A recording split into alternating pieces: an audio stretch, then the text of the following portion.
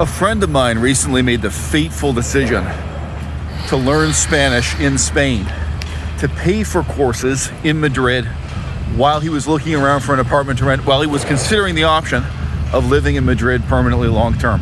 As you can imagine, I'd given him advice kind of before, after, and during this period of his life. He said to me with considerable disappointment that looking back now, he wishes he hadn't done it because, of course, he could have spent the money learning some other language, living in some other city. And I said, no. If it hadn't been your money, if you hadn't taken on this challenge at your own risk, on your own initiative, you would not have learned. Getting Spanish lessons for free, Spanish lessons provided by the government school board for free, Spanish lessons you're forced to take. It's not your initiative, not your idea, maybe even against your will, right? Spanish lessons paid for by your parents because your parents thought it was a good idea. That's different. You aren't really learning.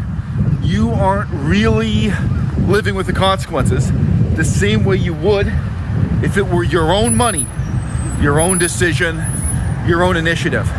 And then you feel the consequences. The consequences are real for you in a way that they wouldn't be if somebody else had paid for it.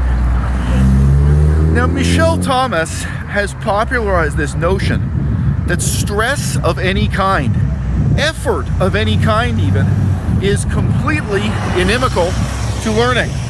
Sorry, I probably shouldn't use such an obscure word as inimical, okay? That experiencing tension is an obstacle to learning. He tells you again and again that you should not try to memorize the vocabulary. You should not study. You should not review. You should be completely relaxed as you work your way through his lessons. And I think I've underestimated in the past the extent to which this is even a kind of hypnotic suggestion that sinks in with people. That people listen to this on these audio cassettes again and again with Michel Thomas, and they're more influenced by it than they realize. Certainly Steve Kaufman, certainly several of the most popular and influential YouTubers who kind of peddle language learning advice, they've been very deeply and uncritically influenced by this. Tension, just experiencing the tension that's caused by trying to learn, by trying to study, trying to memorize vocabulary, by making a higher level of effort, that alone, he's warning you against. Now, I've tried to illustrate the problem with this in many different ways. If being in a state of total relaxation were the crucial requirement to making rapid progress in your education, the military would do it. The military was saying all the time, oh, no, we can't teach these skills this way. These men are too stressed out. They'd have the stats to prove it. Oh, no. If men experience tension, if men are highly motivated, if they're striving and suffering and making this effort to learn, then they won't learn at all. No. They need to be in this completely relaxed state, endorsed by Michel Thomas, where they don't even think about making the effort to study, making the effort to remember what they're doing. They just passively enjoy the lessons. They just passively feel entertained by the teacher. That's the Michel Thomas method. It's really the professor as entertainer, and ultimately, of course, the audio recording as entertainer, because that's what you're paying for. And I'm sure people are influenced by this and go to university thinking this is the way to learn. This is the way Michel Thomas built his multi-million-dollar educational empire, however you want to put it.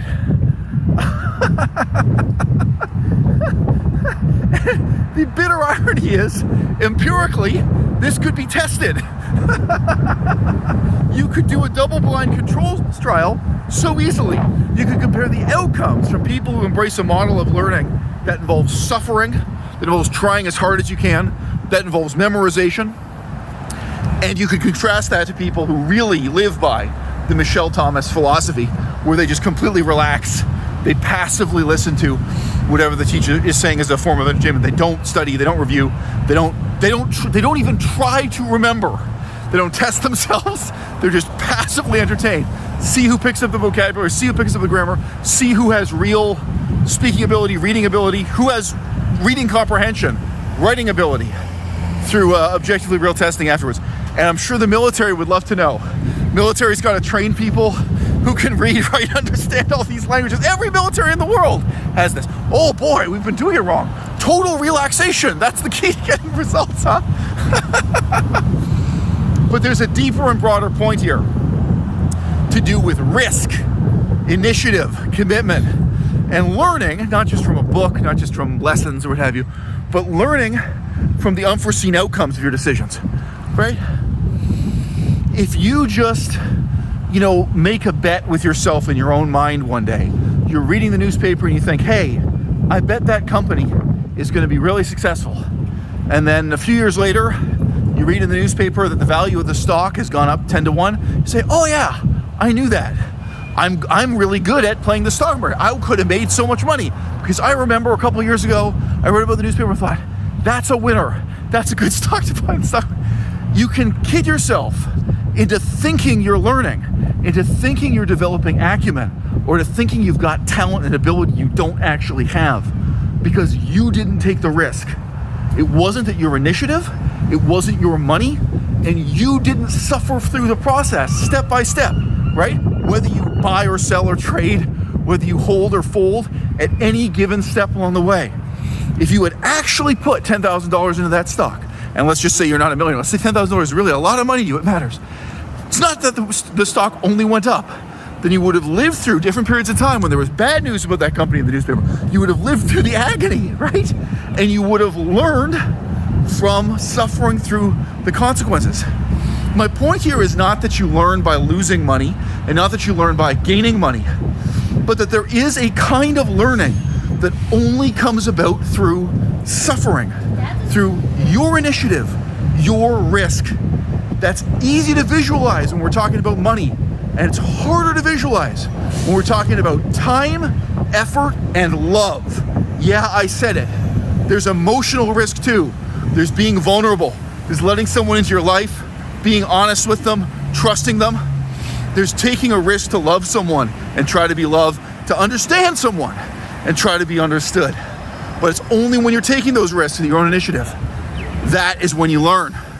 Not when it's easy, not when it's free, or not when it's someone else's money, someone else's initiative, someone else living with the consequences.